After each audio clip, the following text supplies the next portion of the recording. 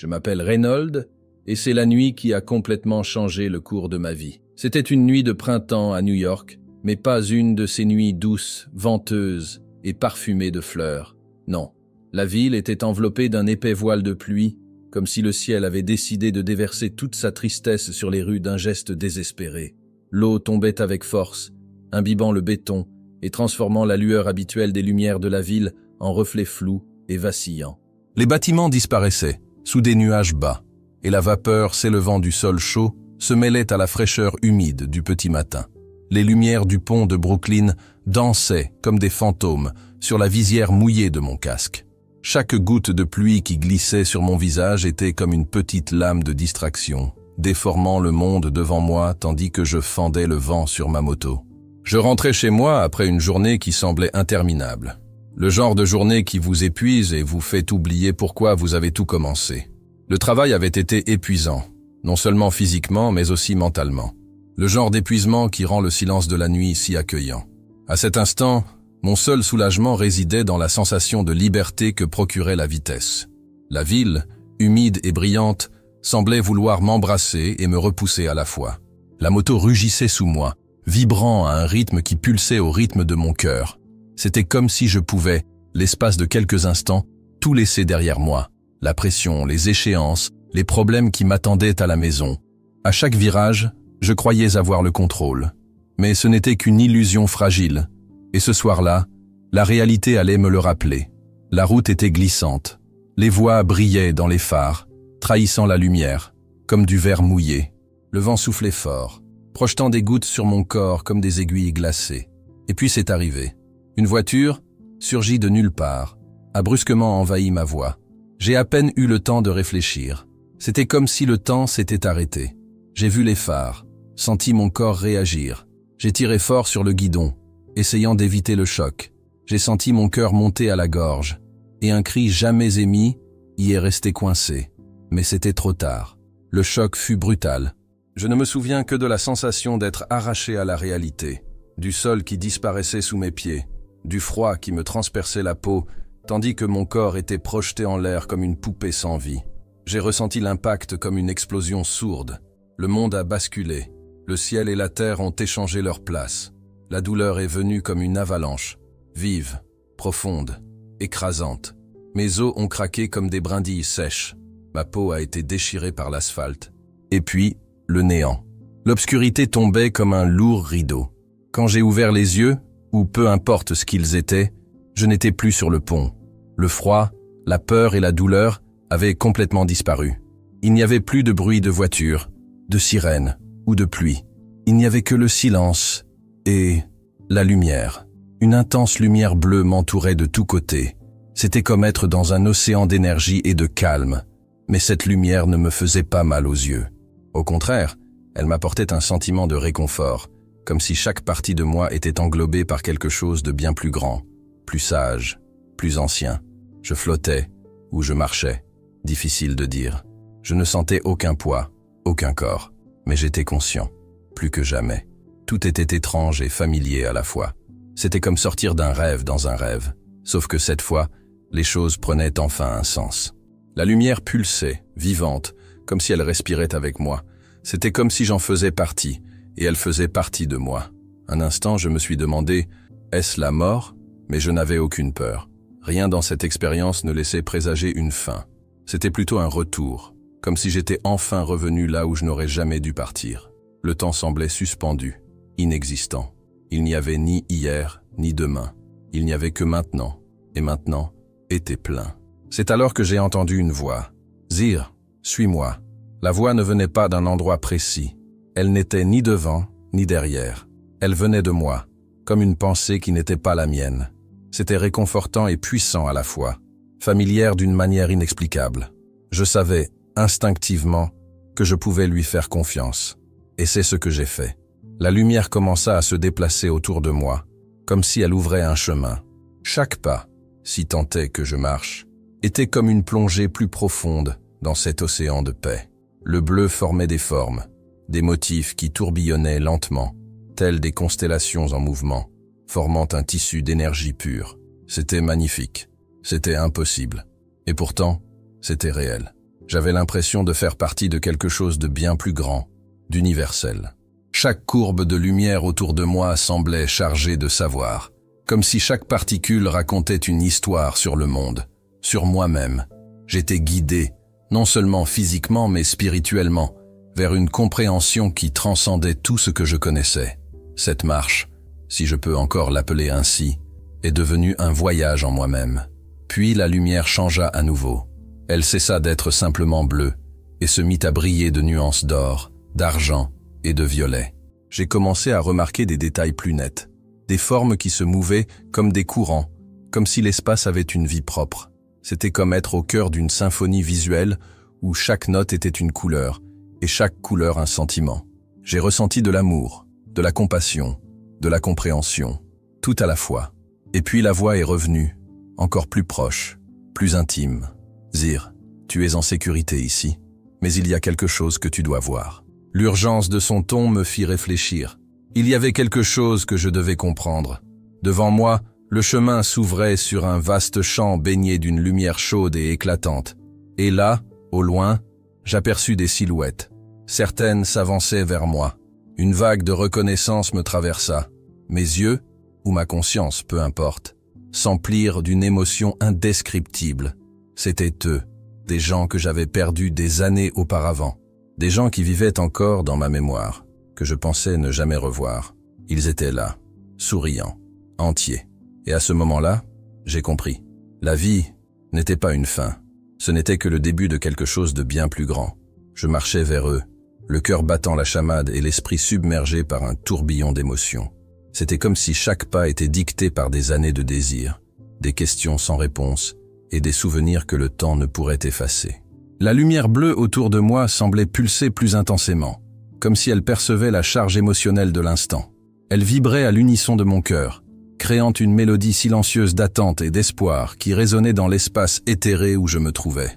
À mesure que je m'approchais, les silhouettes devenaient plus nettes, et puis, au milieu d'elles, je l'ai aperçu, mon père, Arthur Reynolds.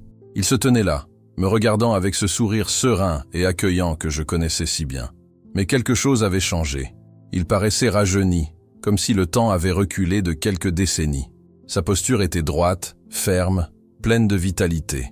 Mais son expression exprimait cette même tendresse qui m'avait toujours rassuré enfant. « Père », appelai-je d'une voix douce, presque fragile, comme si j'avais peur de rompre le charme de l'instant. Les mots semblèrent se propager dans l'espace, résonnant doucement comme des échos dans une grotte de cristal. Mais il n'a pas répondu. Ses yeux étaient fixés sur moi, chaleureux, vivants, mais sa bouche restait immobile. Je tendis la main, voulant le toucher, sentir la texture familière de ses mains larges et fermes. Mais une barrière invisible nous séparait. C'était comme si un fin voile de lumière m'empêchait de franchir la frontière, entre la vue et le ressenti. Je le voyais distinctement, jusque dans les moindres détails des rides autour de ses yeux, mais je ne pouvais l'atteindre. C'était comme un rêve, où l'on court sans bouger. Une légère frustration commença à remplacer la paix qui m'enveloppait auparavant. C'était comme si j'étais arrivé dans un lieu sacré, mais que je n'étais pas digne d'en franchir pleinement le seuil. Mais alors, comme auparavant, la voix revint, douce, enveloppante, venant de tout autour de moi et en même temps, de l'intérieur. « Suis-moi ». Il n'y avait aucune exigence dans sa voix, juste une certitude sereine, comme l'appel d'un destin déjà tout tracé. Sans vraiment comprendre, je continuais mon chemin. Il y avait quelque chose de plus, quelque chose qui devait être révélé. Alors, je continuais mon chemin, enveloppé d'une nouvelle intensité de lumière bleue, qui commença à briller plus fort, palpitant comme un cœur vivant, comme s'il savait ce qui allait suivre. Le chemin devant moi changea. Le sol sous mes pieds disparut pour laisser place à une spirale de pure lumière bleue qui s'élevait, tel un escalier céleste vers l'infini. Chaque pas semblait constitué d'une brume solide, presque palpable. À chaque pas, mon corps, ou ce qu'il en restait, s'allégeait. Je ressentais une libération croissante des souffrances du monde physique, des préoccupations humaines, du poids des responsabilités qui m'avaient si longtemps retenu. La spirale n'était pas qu'un chemin, c'était une transition. De quelque chose de limité et de familier à quelque chose de vaste, d'éternel, impossible à décrire avec des mots ordinaires. En grimpant, j'ai remarqué que la lumière bleue n'était pas seulement une lueur, elle avait une texture. Elle semblait envelopper tout mon être, comme si elle pouvait me toucher, caresser mon essence même. C'était comme traverser un souvenir ancien mais réconfortant. Et ce sentiment était celui d'un sentiment d'appartenance, comme si je rentrais enfin chez moi. Après ce qui m'a semblé un instant, puis une éternité, la spirale m'a conduit à un pont, mais pas n'importe lequel. C'était une structure pittoresque, presque éthérée, avec des arches gracieuses qui semblaient sculptées dans la lumière pure. Le pont rayonnait d'une douceur à couper le souffle. C'était comme un passage entre deux mondes. La lumière céleste qui l'entourait créait un halo doré flottant dans l'air, mêlé à de douces teintes de rose, de lilas et de bleu. Et puis je les ai vus. De l'autre côté du pont, ils étaient là, ma famille. Ma mère, avec son visage serein et aimant, tel que je me le souvenais de mon enfance. Mon père, encore plus visible maintenant, debout, le regard pétillant. Et Mélan, ma sœur, avec ce sourire doux, presque timide, qui dissimulait toujours sa force intérieure. Ils semblaient tous rayonnants, enveloppés d'une aura de paix si profonde qu'elle en était douloureuse, tant elle était belle. Ma poitrine se serra. L'émotion déferla comme une vague, brûlante et incontrôlable. Je marchais vers eux, le cœur débordant de joie et d'une tristesse inexplicable. C'était un mélange doux-amer, revoir ceux que j'aimais, mais avoir l'impression de ne pas pouvoir les atteindre pleinement. Chaque pas ramenait des souvenirs endormis, les anniversaires, les rires partagés dans la cuisine, les longues conversations du soir, et leurs absences, la douleur de les avoir perdus. « Père, mère, Mélane !» ai-je crié, la voix étranglée par l'émotion. Mais une fois de plus, il n'y eut aucune réponse. Ils me regardèrent tendrement, comme s'ils savaient combien c'était dur pour moi. Mais leurs lèvres restèrent immobiles. Aucun son ne traversa le pont. Soudain, mon père s'avança. Il traversa tranquillement une partie du pont jusqu'à se rapprocher de moi. La lumière autour de lui sembla s'intensifier, comme s'il allait me révéler quelque chose d'important. Je remarquai que son apparence était devenue encore plus vive. Ses cheveux, autrefois gris et clairsemés, étaient maintenant noirs et épais. Il portait son vieux blouson de cuir, le même qu'il portait lors de nos balades à moto. Impossible de ne pas le reconnaître. « Zepper, tu dois rentrer. » Sa voix me revint à l'esprit, claire comme du cristal. Il y avait de l'urgence dans son ton, mais aussi une attention paternelle qui me fit immédiatement prêter attention. Il regarda ma veste, encore abîmée par l'accident, tachée de sang, avec de profondes coupures sur les manches, et ajouta fermement « Cette veste appartient à ton frère. Tu dois la rendre. » Je fronçai les sourcils, perplexe. « Papa, je n'ai pas de frère, » dis-je, essayant de comprendre ce qu'il voulait dire. Comment le pouvait-il? Mes parents étaient déjà partis. Mélane était mon seul frère. Ça n'avait aucun sens. Mais il se contenta de sourire, d'un sourire triste, empreint de compassion et de sagesse. Pas encore, mais ça viendra. Et cette veste est importante, crois-moi. Avant que je puisse poser d'autres questions, la lueur autour de lui commença à s'intensifier. Son corps se désintégra lentement en particules de lumière bleue, comme de la poussière d'étoiles emportée par le vent. Son image disparut, laissant derrière elle plus de questions que de réponses. Ma mère et Mélane étaient toujours de l'autre côté du pont. Elle, toujours si aimante, me regardait avec inquiétude, mais aussi avec fierté. Il y avait de la force dans ses yeux, comme si elle me disait, sans un mot, que j'étais capable d'endurer ce qui allait arriver. Mélan, sereine, gardait le même regard doux, mais il y avait en elle une pointe de tristesse qui me transperçait l'âme, comme si elle savait que cette rencontre, aussi sacrée fût-elle, aurait une fin. Et dans ce silence doré, quelque chose en moi a changé. Ils ne dirent pas un mot. Aucune phrase ne fut prononcée, aucun son ne traversa le pont. Mais leur présence était plus forte que n'importe quel langage humain. Le silence entre nous n'était pas vide, il était plein. Plein d'amour, plein de soutien, plein de la certitude inébranlable que j'étais aimé, accepté, guidé. C'était comme si leurs âmes étaient à l'écoute de la mienne sur une fréquence pure, où les mots n'étaient plus nécessaires. Cependant, malgré tous mes efforts, quelque chose d'invisible m'empêchait de traverser le pont. Mes pieds, qui marchaient jusque-là avec légèreté, semblaient maintenant ancrés à cet endroit précis. La lumière bleue autour de moi s'intensifia, pulsant comme si elle me retenait, me disant, sans le dire, « Pas encore ». Et puis, comme un écho perçant les couches invisibles de la réalité, la voix de mon père retentit à nouveau, claire, indubitable, urgente. « Pas encore, Zepper. Il y a quelque chose que tu dois voir d'abord. » Je tournais la tête, essayant de comprendre. Tout en moi voulait avancer, courir, les serrer dans mes bras. Mais le pont commença à s'estomper. Les silhouettes de mes chères figures familières s'estompèrent lentement, comme si elles étaient de fait de la même lumière bleue qui emplissait ce plan. Et avec elle, je ressentis la douleur d'une perte, profonde, familière, mais pas désespérée. Je sentais, d'une certaine manière, que cela faisait partie de quelque chose de plus grand, un but encore caché, mais réel. Avant qu'il ne soit complètement parti, ma mère tendit doucement la main et me montra du doigt. Son geste était serein, sans désespoir. C'était une invitation, pas un au revoir. J'ai suivi son regard, et c'est là que je l'ai vu. Au loin, quelque chose commença à émerger du vide. Une nouvelle lumière, plus intense encore que tout ce que j'avais vu jusque-là. Ce n'était pas seulement blanc, c'était opalescent, comme si elle contenait toutes les couleurs du spectre en mouvement constant, mélangeant des nuances dont j'ignorais l'existence. La lumière semblait vivante, vibrante, et en même temps sacrée. Pas seulement belle, transcendantale. Une force irrésistible m'attirait vers elle. C'était comme si cette lumière m'appelait du plus profond de mon âme. Malgré le désir qui commençait à peser sur ma poitrine, une nouvelle détermination naquit. Je jetai un dernier regard au pont où ma famille se tenait, et inspirant profondément, non pas de mes poumons, mais de mon être profond, je commençai à marcher vers cette nouvelle lumière, ignorant ce que j'allais trouver, mais prêt à l'affronter. En m'approchant de la lumière opalescente, une sensation de révérence absolue s'est emparée de moi. C'était comme si je pénétrais au cœur de l'univers, là où tout commence et où tout revient. L'atmosphère même autour de moi a changé. Il n'y avait plus la vibration bleue apaisante de l'étape précédente. Maintenant, c'était comme si je me tenais devant quelque chose qui me voyait complètement, passé, présent et futur, et qui m'acceptait malgré tout. À chaque pas, je sentais le poids de mon être s'envoler.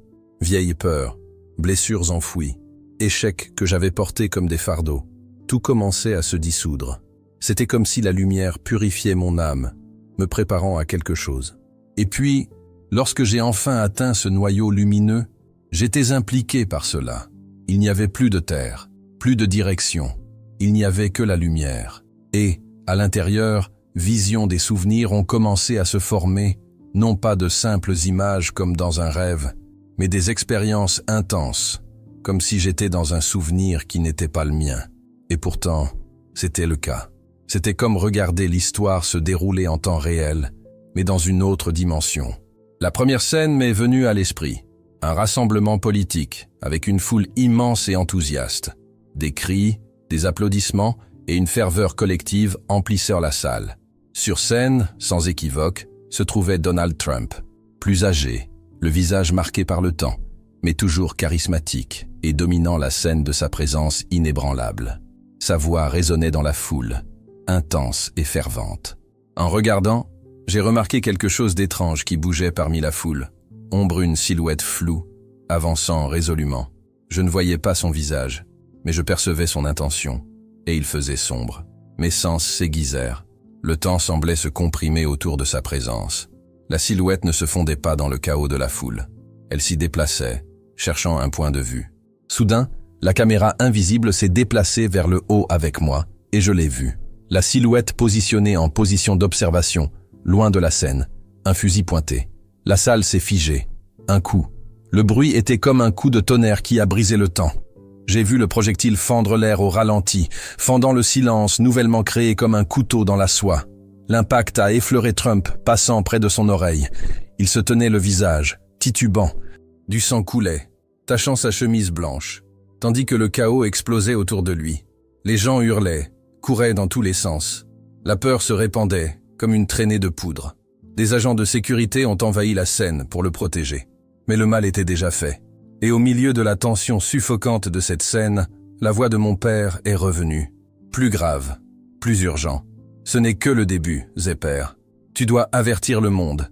Cette attaque marquera le début d'une transformation globale. Mais ton heure n'est pas encore venue. Reviens. Ces paroles restèrent suspendues dans l'air comme des cloches sonnant au loin. Mais la vision ne s'arrêta pas. Elle s'est déployée, telle une fleur cosmique en pleine expansion. Nous manifestations partout dans le monde. Des millions de personnes de différents pays sont descendues dans la rue, avec des pancartes, des visages peints, des voix unies pour réclamer la justice, l'égalité et la vérité. C'était comme si une flamme intérieure s'était allumée en chaque citoyen de la planète. Il y avait colère, espoir, frustration, courage. Peu de temps après, la scène changea à nouveau, cette fois pour catastrophes naturelles, des ouragans ravageant des côtes entières, des tremblements de terre détruisant des villes, des tsunamis engloutissant des communautés. Les images étaient dévastatrices et la souffrance humaine transparaissait dans chaque geste, chaque larme, chaque silence destructeur. Et puis la politique s'est transformée sous mes yeux. Les gouvernements chutent, nouveaux dirigeants s'émergent, pas toutes bonnes. J'ai vu des parlements vides, des révolutions silencieuses et parfois violentes. Le monde tel que je le connaissais était mutation. Je traversais quelque chose qui ressemblait à plus qu'une crise. C'était une purification, une réinitialisation de la conscience collective, comme une forêt ravagée par le feu, prête à renaître, un cycle de destruction et de renaissance. Ce n'est que le début, Zepper. La voix de mon père résonnait comme un doux tonnerre dans la lumière, puissante, mais pleine de tendresse. Vous devez avertir le monde. Cette attaque marquera le début d'une transformation mondiale. Mais votre heure n'est pas encore venue. Les mots sont restés gravés dans ma mémoire, comme des tatouages sur mon âme. Avant que je puisse répondre, une nouvelle présence s'est révélée à moi. Elle ne marchait pas, n'émergeait d'aucun point précis, mais simplement être là, comme s'il était toujours là, attendant le bon moment. C'était une silhouette lumineuse, mais pas n'importe laquelle. Elle irradiait quelque chose d'au-delà de la clarté. Une paix infinie, une sagesse silencieuse, un amour absolu. Dès que mes yeux spirituels ont aperçu cette silhouette, j'ai immédiatement su qui elle était, même si aucun mot n'avait été prononcé. C'était Jésus, ou du moins ce que tant de cultures considèrent comme l'incarnation du divin. Ses yeux ne me jugeaient pas, ils me comprenaient. En eux, je voyais tous mes échecs, mes manquements, mes souffrances, et pourtant, seule la compassion me regardait. Sa présence faisait taire tous les doutes, dissipait toutes les peurs. Là, je me sentais vraiment vu. Non pas comme un nom, un corps, une identité, mais comme un être éternel, parti de quelque chose d'infiniment plus grand. Il s'approcha doucement, sans bouger les pieds, comme s'il faisait partie de la lumière qui emplissait cet espace. Puis il dit « Tu as le choix, Zepper ». Sa voix était comme un chant serein, plein de puissance et de calme. Tu peux rester ici, dans la paix éternelle, libéré de la douleur, libéré du poids de la chair. Ou tu peux repartir, affronter l'avenir. L'avenir est rempli de défis, mais ta mission n'est pas terminée. Je regardais l'espace vide où ma famille avait été autrefois. Le désir brûlait encore dans ma poitrine, mais il y avait maintenant quelque chose de plus, l'écho de la souffrance que mon absence allait provoquer. Je ressentais la douleur de ma sœur, le silence gêné qui s'ensuivrait parmi mes amis, le vide que je laisserais dans le monde physique. Et à ce moment-là, même entouré de la paix la plus pure, j'ai su avec une certitude totale. J'avais besoin de revenir. Je choisis de rentrer, dit-il, la voix étranglée par l'émotion. Ce n'est pas encore fini. Il reste encore tant à faire. Jésus hocha la tête, comme s'il connaissait déjà ma réponse avant même que je la formule. D'un geste délicat de la main, comme s'il semait des étoiles, il toucha mon essence. La lumière bleue qui m'avait auparavant guidé se mêla à une lumière dorée, et en un instant indescriptible, mon âme a été réunie avec mon corps. La douleur est revenue, et cela est devenu comme un rugissement. C'était comme être écrasé par une montagne de souvenirs physiques. Les os se brisaient, les muscles se contractaient, les poumons brûlaient. Mais quelque chose était différent. En moi, un nouveau but battait plus fort que la douleur. Un feu sacré s'était rallumé. Je me suis réveillé. J'étais en soins intensifs, entouré de machines qui bipaient, de médecins abasourdis et d'infirmières qui marmonnaient entre elles. L'air était lourd, empreint d'une odeur d'antiseptique et d'incertitude. Mais j'étais vivante. Aujourd'hui, nous sommes le 14 juillet 2024. Le lendemain du meeting de Donald Trump et de l'attaque qui a effectivement eu lieu. J'ai appris à la radio que Trump avait été légèrement blessé par balle lors d'un meeting aux États-Unis. Je savais que tout ce que j'avais vu était réel. Cette scène dont j'avais été témoin dans le royaume entre les mondes s'était réalisée. Un frisson me parcourut l'échine. La douleur de l'accident n'était plus qu'une ombre face à l'urgence qui m'envahissait. La prophétie s'accomplissait. Et plus que jamais, je Je devais avertir le monde. Quelque chose de grand, d'immense et de dangereux allait commencer. Les jours suivants furent un tourbillon d'émotions et de découvertes. Entre les bandages, la morphine et les examens de routine, l'hôpital était devenu une capsule entre le passé et l'avenir. Mes amis et ma famille sont venus me rendre visite, soulagés que j'ai survécu, mais j'avais du mal à expliquer ce qui s'était passé. Les douleurs physiques me rappelaient encore le traumatisme. Mais ce qui m'a vraiment empêché de dormir la nuit, ce sont les souvenirs vifs de ce voyage spirituel, de la voix de mon père, de la présence de Jésus, des visions du futur. Ce matin-là, alors que les premiers rayons du soleil filetaient à travers les stores de l'unité de soins intensifs, ma sœur est entrée, pagayée. Elle avait toujours été mon soutien, mon amie la plus fidèle. Et à cet instant précis, sa présence était le remède le plus efficace. Ses yeux étaient rouges à force de pleurer, mais il y avait quelque chose dans son regard qui me rappelait la lumière bleue, force, tendresse et vérité. « Zeph », dit-elle en me serrant doucement la main. Quand ils m'ont appelé pour l'accident, mon monde s'est écroulé. Je pensais que je ne te reverrais plus. Ton étreinte m'a brisé de l'intérieur. Là, j'ai pleuré. Non pas de douleur, mais de gratitude. Mel, j'ai pris une grande inspiration. J'ai quelque chose à te dire, et ça va paraître fou. Elle m'a regardé comme elle le faisait toujours, prête à tout affronter à mes côtés. J'ai commencé à parler. Je lui ai tout raconté. La pluie sur le pont de Brooklyn, la spirale de lumière, les retrouvailles avec nos parents, la vision de l'attaque, et le moment où j'ai regardé Jésus dans les yeux et choisi de revenir. Mais là ne m'a pas interrompu une seule fois. Quand j'ai eu fini, elle me tenait toujours la main. Des larmes coulaient sur son visage, mais pas de peur. Alors découvrons ensemble ce que tout cela signifie. Ainsi commença notre voyage. À ma sortie, nous avons quitté l'hôpital avec une liste de questions qui semblait plus vaste que la vie elle-même. Nous avons commencé à explorer tout ce qui concernait les expériences de mort imminente, les visions prophétiques, les phénomènes spirituels, tout ce qui pouvait nous aider à comprendre ce que j'avais vu. Nous avons passé des journées entières plongées dans de vieux livres, des archives en ligne et des documentaires ésotériques. Rien ne semblait suffisant, jusqu'à ce que nous trouvions le nom de Dr. James Crawford. Expert reconnu en matière d'état de conscience modifié et d'expérience de mort imminente, Crawford était connu pour son travail de pionnier auprès de patients qui rapportaient des rencontres avec des entités ou des visions d'avenir catastrophiques. Nous avons décidé de prendre contact. Il nous a accueillis dans sa clinique privée, dans une ambiance discrète et chaleureuse. Grand, mince, cheveux gris bien coupés et yeux enfoncés qui semblaient lire dans les pensées, le Dr Crawford nous a écoutés dans un silence absolu, tandis que je lui racontais, pour la 3e fois, toute mon expérience, en conservant soigneusement chaque détail. Il écrivait dans un carnet de cuir, comme un moine recopiant des écritures sacrées. Quand j'ai eu fini, il a soigneusement fermé le cahier, m'a regardé dans les yeux et a dit « Zepper, ce que tu as vécu n'est pas seulement une vision, c'est une vocation. Zir, ton histoire est fascinante. » Le Dr Crawford me regarda d'un regard intense mais chaleureux, comme s'il cherchait à lire dans mon âme à travers les mots que je venais de prononcer. Le silence qui suivit mon discours fut pesant, épais, comme le brouillard d'une révélation sacrée. Mélan serra ma main fort, la chaleur de ses doigts me gardant ancré dans le présent, tandis que mon esprit oscillait encore entre le souvenir vivace de la lumière bleue et la terreur silencieuse de la vision future. Le Dr Crawford entrelaça ses doigts et se pencha légèrement en avant.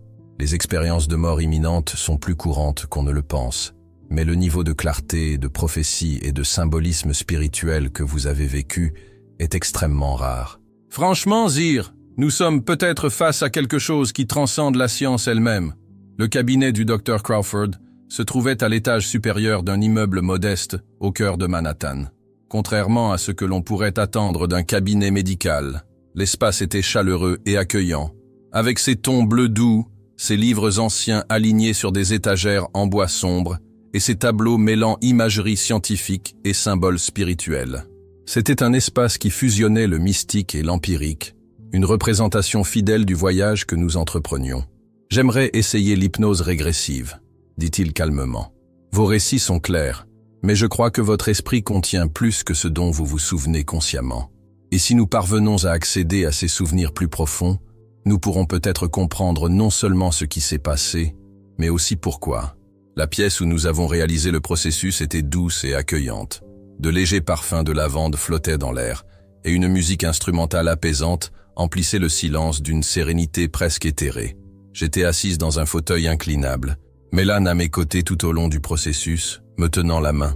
Le Dr Crawford a commencé le processus d'une voix calme et posée, guidant ma respiration, mes émotions, mon esprit, plongeant lentement dans les profondeurs de mon subconscient. La régression m'a ramené en arrière, sans résistance. C'était comme si la lumière bleue m'attendait de l'autre côté. Le pont, mon père, la figure de Jésus, les cris de la foule, le bruit du coup de feu, tout m'est revenu, mais cette fois avec une clarté vertigineuse. Je voyais les visages dans la foule, des gens ordinaires, avec la peur et l'espoir dans les yeux. Je voyais clairement le tireur, sa détermination, sa froideur. Et puis, je suis allé plus loin. L'hypnose m'a ouvert des portes dont j'ignorais l'existence. Des manifestations ont eu lieu dans les rues, des masses de gens réclamant justice. J'ai vu des tremblements de terre détruire des villes entières, des océans submerger le pays, des dirigeants renversés et des gouvernements s'effondrer. C'était un monde en transition, une planète en souffrance, mais pas seulement. Il y avait aussi une renaissance, des communautés se rassemblant, des gens s'éveillant à quelque chose de plus grand. Quand je suis revenu à moi, j'étais trempé de sueur et je respirais bruyamment. La pièce semblait tourner lentement, comme si le temps n'était pas encore revenu à la normale. « Zir, qu'as-tu vu ?» demanda le docteur Crawford, son expression mêlant fascination et inquiétude.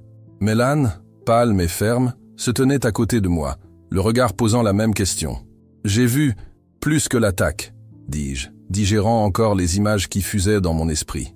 J'ai vu ce qui a suivi. Des manifestations, des catastrophes naturelles, l'effondrement des systèmes politiques et aussi une renaissance. C'était comme si le monde était détruit pour être reconstruit. Le docteur Crawford resta silencieux un instant, puis dit solennellement « Tu as été choisi, Zir. Pas seulement pour voir, mais pour avertir et préparer. » Cette conversation a tout changé. À partir de ce moment-là, nous avons décidé que nous ne pouvions plus rester inactifs. Nous avons créé un groupe, un mouvement, les gardiens de la lumière. Au début, nous n'étions que 3, Mélane, le docteur Crawford et moi. Mais le message était trop puissant pour être gardé pour nous. Nous avons commencé à contacter des personnes influentes, enseignants, guides spirituels, militants, médecins, anciens militaires, tous ceux qui étaient prêts à nous écouter et à faire bouger les choses. Nous n'avons pas demandé une foi aveugle, mais de l'ouverture. Et petit à petit, ils ont commencé à nous entendre. Les premières rencontres ont eu lieu dans des salles discrètes, des bibliothèques communautaires et des centres de bien-être. Nous avons discuté de vision, de ce qui pouvait être fait, de la façon de nous préparer, émotionnellement, spirituellement et logistiquement. Méditation collective, stratégie de résilience, discussion philosophique sur le rôle de l'humanité dans ce nouveau cycle. 14 juillet 2024. Un jour après l'attentat, la nouvelle confirmant ce que j'avais vu résonnait encore dans les gros titres et les médias. Trump avait survécu, certes, mais cette tentative d'assassinat n'était pas le point culminant, c'était le début. Mon histoire n'est plus seulement la mienne, c'était désormais un appel universel. Pendant ma convalescence, entre kinésithérapie et rendez-vous médicaux, les journées étaient longues et épuisantes. La douleur me suivait comme une ombre, mais elle ne m'a jamais vaincu, car il y avait un but, il y avait une mission, et, par-dessus tout, il y avait Mélane. Elle ne m'a jamais quitté. Elle me préparait du thé quand je me réveillais en hurlant de douleur. Elle me lisait des passages de livres spirituels tout en appliquant des onguents sur mes cicatrices. Elle notait tous mes rêves et tous mes souvenirs. Elle était plus qu'une sœur. Elle était ma protectrice. « Zé ?» dit-elle en me regardant dans les yeux avec une fermeté que seuls ceux qui connaissent le véritable amour peuvent porter, peu importe l'ampleur ou l'angoisse que cela peut paraître. Tu n'es pas seul. Nous sommes tous dans le même bateau, et nous y arriverons. Et c'est là, entre oreiller et espoir, que nous avons commencé à planifier la première grande réunion de la Gardien de la Lumière. Un appel, une convocation. Et vous, êtes-vous prêts pour la suite? Mélanie et le docteur Crawford étaient infatigables. Pendant des jours, ils se sont plongés dans des feuilles de calcul, des contacts et des appels téléphoniques, organisant chaque détail de notre première rencontre. Nous avions décidé de la tenir dans une petite bibliothèque communautaire du Queens, un lieu discret à l'atmosphère chaleureuse. Les hautes étagères, rempli de livres oubliés, semblait détenir une sagesse ancestrale. C'était modeste, mais parfait.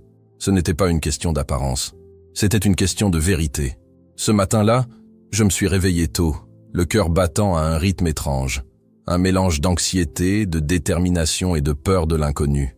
Je me suis regardé dans le miroir, et j'ai à peine reconnu l'homme qui me regardait. Il y avait encore des traces de l'accident sur mon visage et mon corps, mais c'était dans mon regard que le plus grand changement était perceptible. Je portais désormais le poids d'une mission.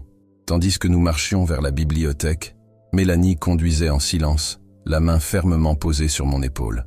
Le docteur Crawford nous attendait à l'entrée, vêtu d'un simple pull, mais avec le même regard perçant que d'habitude. « Êtes-vous prêt ?» demanda-t-il. J'acquiesçai, même si je n'étais pas sûr de la réponse. Petit à petit, les gens ont commencé à arriver. Des hommes et des femmes d'âges et d'horizons différents, certains curieux, d'autres visiblement sceptiques, mais tous attirés par quelque chose d'invisible. Peut-être une vocation intérieure, peut-être la même prémonition qui m'avait guidé depuis l'accident. À mesure que l'auditorium se remplissait, ma nervosité grandissait. À chaque siège occupé, je sentais le poids de la responsabilité peser sur mes épaules. Me croiraient-ils? Serais-je capable de les toucher? Le silence retomba dans la salle. Je me levai et me dirigeai vers le petit pupitre improvisé. J'avalai ma salive avec difficulté. Mélanie et le docteur Crawford se tenaient à ma gauche, me regardant avec des yeux qui savaient déjà que j'en étais capable. J'inspirai profondément et commençai. « Bonsoir à tous, je m'appelle Zephyr Reynolds, et aujourd'hui je vais partager quelque chose qui a complètement changé ma vie. » Ma voix tremblait légèrement au début, mais à mesure que je poursuivais, j'avais l'impression que les mots ne venaient pas de moi, mais de quelque chose de bien plus profond. Je leur ai parlé de l'accident de moto, de la pluie de cette nuit de printemps à New York, de l'impact, de l'obscurité et de la lumière bleue qui m'enveloppait. J'ai parlé de ma rencontre avec mon père décédé, de la figure de Jésus qui m'a offert un choix, et de l'attentat. À chaque phrase, la salle semblait s'immerger davantage dans cette expérience avec moi. Certains visages étaient en larmes, d'autres étaient sérieux, les yeux écarquillés. Je ne suis pas ici pour convaincre qui que ce soit, j'ai dit fermement à la fin. Je suis ici pour avertir, pour rassembler, pour préparer. Ce que j'ai vu n'était pas un rêve, c'était une vocation. Le docteur Crawford prit ensuite le micro. Sa présence était discrète, mais puissante. Il s'exprima avec sagesse et clarté. Nous sommes ici pour établir quelque chose d'important. Les gardiens de la lumière. Un réseau de soutien, de sensibilisation et de préparation. Nous ne sommes ni une secte, ni un culte. Nous sommes une communauté. Notre objectif est simple. Éveiller, unir, préparer. Puis Mélanie est montée sur scène, le regard déterminé. Elle a présenté les stratégies que nous avions définies. Des initiatives de renforcement communautaire au réseau de soutien émotionnel, en passant par les plans d'intervention d'urgence naturelle et sociale. Elle a parlé avec son cœur, et son cœur était suffisamment grand pour toucher toutes les personnes présentes. À la fin de la réunion, quelque chose de magique s'est produit. Les gens ont commencé à se lever spontanément et à partager leurs expériences, rêves prémonitoires, intuitions inexpliquées, rencontres spirituelles. Nous n'étions plus seuls. C'est devenu un espace sacré de connexion et de vulnérabilité. Pour la première fois, j'ai eu l'impression que tout prenait sens. Nous avons quitté cette bibliothèque avec bien plus que ce à quoi nous nous attendions. Nous avons gagné des alliés, nous avons trouvé une direction. Les jours suivants, nous avons travaillé comme jamais auparavant. Nous avons passé les premières heures du matin à étudier notes, cartes et théories. Nous avons instauré une routine intense. Je partageais mon temps entre récupération physique et réunion avec notre groupe principal, tandis que le docteur Crawford organisait des contacts avec d'autres chercheurs du monde entier. Mélanie a dirigé l'organisation des événements avec une discipline admirable. Nous avons commencé à organiser des réunions dans d'autres quartiers de la ville, Harlem, Brooklyn et même Jersey. À chaque nouvelle réunion, davantage de personnes se sont manifestées. Le mouvement a grandi, spontané et passionné. Des psychologues ont commencé à nous solliciter, intéressés par nos récits d'expériences de mort imminente. Des responsables locaux nous ont rejoints, offrant leurs espaces. Même des élus locaux ont manifesté leur intérêt, voyant en notre cause un moyen légitime de redonner espoir à leur communauté. Mélanie et moi dormions à peine, mais la joie était palpable. Parfois, elle me regardait avec lassitude, les yeux mi-clos par le sommeil, et disait avec un sourire en coin, « Vous avez vu l'avenir. Nous contribuons désormais à le façonner. » Et c'est exactement ce que nous faisions. Petit à petit, étape par étape, nous semions des graines de conscience. Aujourd'hui, c'est 14 juillet 2024, exactement un jour après l'attentat qui a confirmé tout ce que j'avais vu. Les médias annoncent que Trump a survécu, mais le monde commence à réaliser que ce n'était que le début. Les gardiens de la lumière ne sont plus seulement une idée. Ils sont un mouvement. Et mon parcours, autrefois solitaire, résonne désormais dans des centaines de voix éveillées. Je suis Zephyr Reynolds, un homme mort un instant, pour revenir avec une mission. Maintenant, avec foi, courage et vérité, nous travaillons pour que le monde soit prêt pour ce qui vient. Et ce n'est que la première page de l'histoire qui reste encore à écrire. Aujourd'hui, en regardant en arrière, je ne vois pas un accident, mais une renaissance. Cette nuit pluvieuse à New York a marqué la fin d'une vie et le début d'une autre. Je suis mort sur ce pont. Mais je suis né de nouveau dans la lumière bleue, guidé par mon Père, béni par une présence divine et investi d'une mission plus grande que tous mes rêves et projets. L'homme qui a quitté cette route défoncée n'était plus celui qui avait conduit cette moto quelques heures plus tôt, et il ne le sera jamais. Tout au long de ce voyage, j'ai découvert que la véritable transformation ne se produit pas par de grands miracles aux yeux du monde, mais par de petits réveils dans les cœurs. Chaque fois que quelqu'un entend cette histoire et ressent quelque chose en lui, un malaise, un espoir, le souvenir de quelque chose de plus grand, la mission s'accomplit un peu plus. Les gardiens de la lumière ne sont pas des héros. Nous sommes simplement des gens ordinaires qui ont décidé de ne pas ignorer l'appel. Nous avons compris que l'avenir peut s'écrire avec conscience, unité et courage. Que même lorsque tout semble s'écrouler, la lumière subsiste et qu'elle brille le plus fort dans l'ombre. Je ne sais pas exactement ce qui va arriver.